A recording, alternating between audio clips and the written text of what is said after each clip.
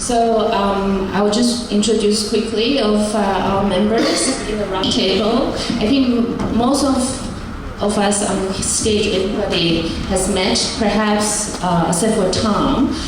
Tom is going to present tomorrow. And we had chosen this panel actually based on the regions that they represent. So Tom is based in New Zealand, and Ricardo is from here. Rebecca is from Australia. And so this way we can kind of get a more global perspective on the topic that we're going to discuss. So we want to keep this really short, so I'll just start with the first question. So the topic of this year's conference, Percussion, Counterculture Within. So what does this mean to you personally, coming from where you are and being where you are today? Would you like to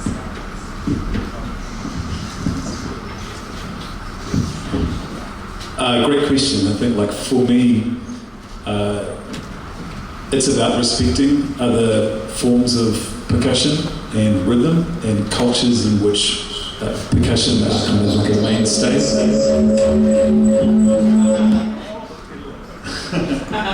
a living pedal. It's magic. Yeah, it's a New Zealand thing. Yeah, so I think that when I first heard about the theme of this conference, this symposium, for me it was a great opportunity to investigate the marrying of different cultures in like a respectful kind of way. In New Zealand, where I'm from, that's very much kind of a part of what we do. The indigenous culture there. Actually, percussion's not such a strong part of Māori culture, but rhythm definitely is. You know, it's kind of melody is not so huge in the traditional Māori music, but rhythm. Most people here have heard of a haka, right? Like a haka dance the All Blacks do before rugby matches. Have you guys heard of this? Yeah, so it's like rhythm is quite strong. So like with most places, we normally with a lot of the creative output of New Zealand, it is a combination of different cultures and, you know, intertwining to make, you know, its own separate stream. But I think everyone's on the same wavelength. We just have to be extremely respectful, and yeah, that's kind of where I stand on it.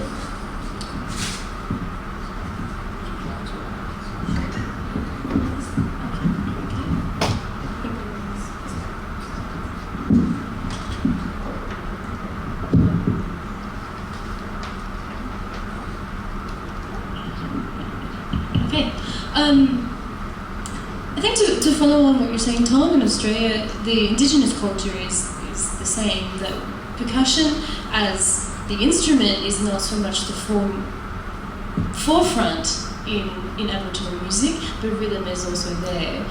I think in terms of percussion in what we see as today, I think percussion culture in Australia doesn't have the same restrictions that I see with European and American percussion.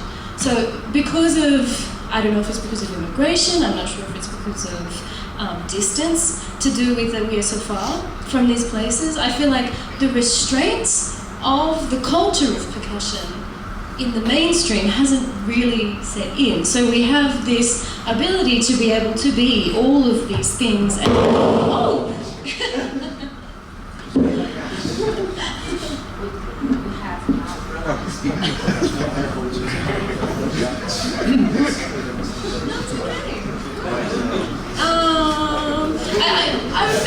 Well, in my opinion, I feel that within Australia, and perhaps this is similar to New Zealand, or perhaps this is in the Southern Hemisphere, that we have this ability to recreate what we are as a sort of contemporary percussion. We don't have the baggage of the feeling of European music or American music, and obviously, when you're talking about appropriation, if that's what you're talking about, when you're talking about counterculture, appropriation of instruments, obviously delicacy in every part is important, but there has to in my opinion, come a point where we reach an agreement on appropriation.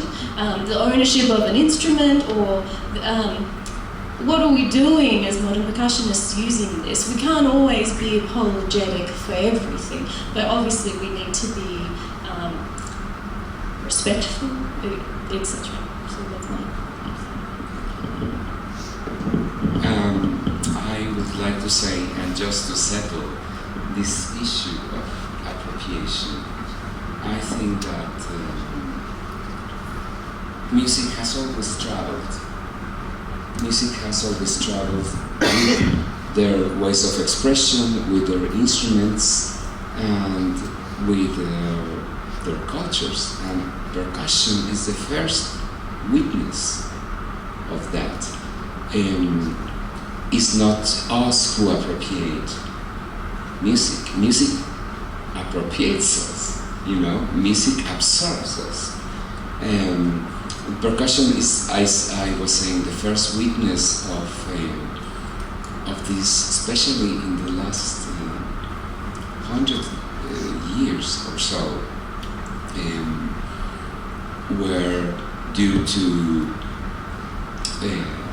wars, different kinds of migration of people, different kinds of influences, cultural influences that we have had, I think that percussionists and percussion music has the great privilege of being benefited from this, and this has made us grow in such different ways. Is this music who absorbs us? Is this music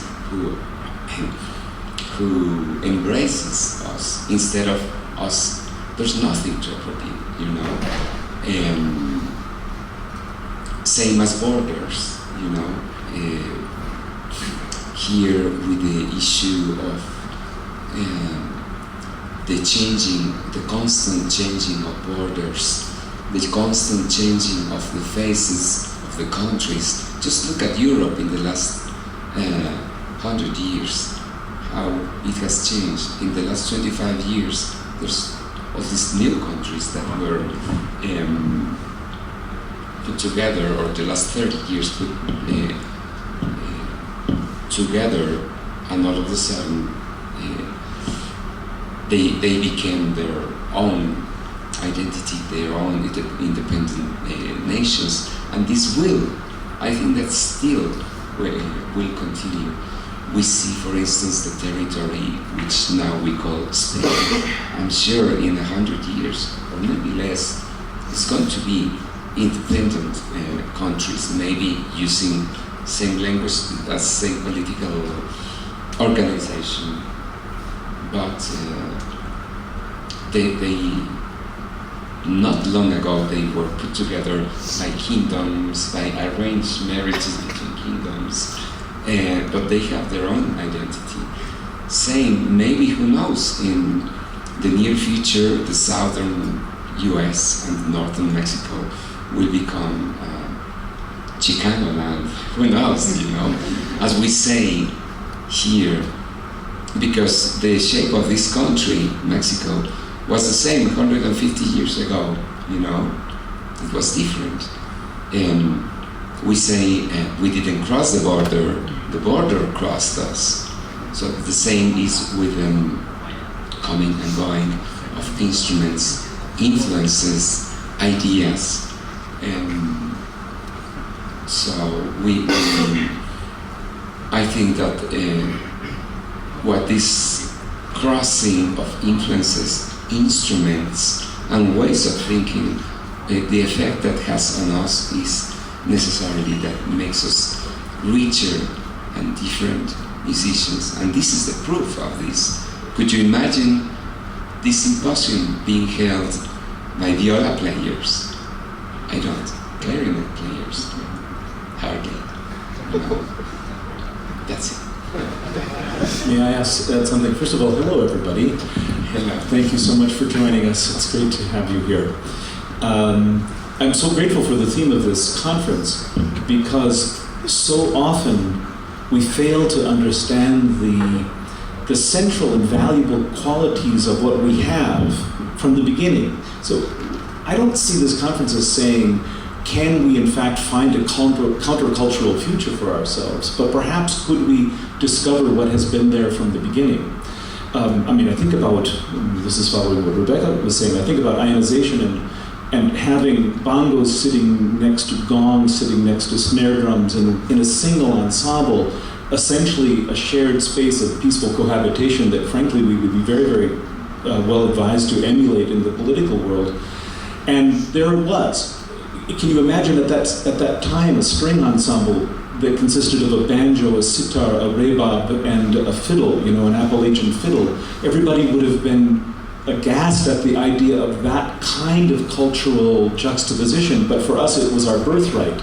And so I think one of the unfortunate things, if I could be allowed to say, that's happened in the late 20th century is that percussionists, as we've come of age, have tried to emulate the Western classical tradition in a way that actually diminishes our art, that does not help it.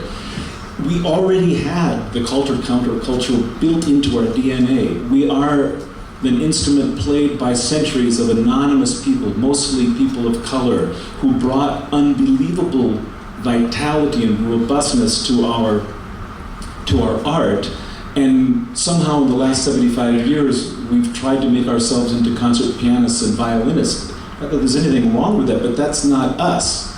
So it feels a little bit like we were so happy to be accepted into the mainstream musical language that we forgot that what we had was more valuable than that in the first place. So thank you to everybody who, especially to Ivan for this theme, because it's a realization of the tangential energy that is embedded in percussion that we've always had, that we're able to explore in these extraordinary performances and conversations. So I'm very grateful.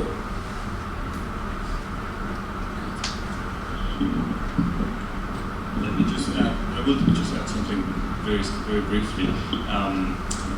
Actually, when I thought about a theme for this symposium, the idea of a percussion instrument or a percussionist as a musician and as a human being was, of course, for me immediately a person who is not conforming to the rules that are more specific or more general for everyone. I know that we all break the rules all the time when we make our music, because we have to dip things into water or because we have to heat ourselves and things like that. So for me, it is counterculture, and it is within, because I think we have inherited, as you very well said, and it is a natural part of what we do. My idea was to put these words outside and let people react to that and see how everyone feels about being in the counterculture of music as a percussionist. I think we've seen so many great things today already that purpose kind of is answering itself the question. So with that, I would like to open up to the floor for further comments or feedback about what you just heard. Please, Peyton.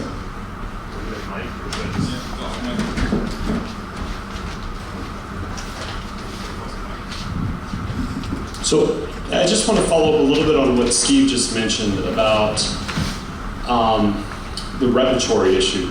And one of the things I've noticed, which Steve, among other people, has been partly responsible for, is that we now have arguably a core repertoire, right? And I often talk to my students about that, whether we've gained something, but I also wonder sometimes if we've lost something. And I'm just curious what the panelists think about this idea and how that relates to the theme of the symposium.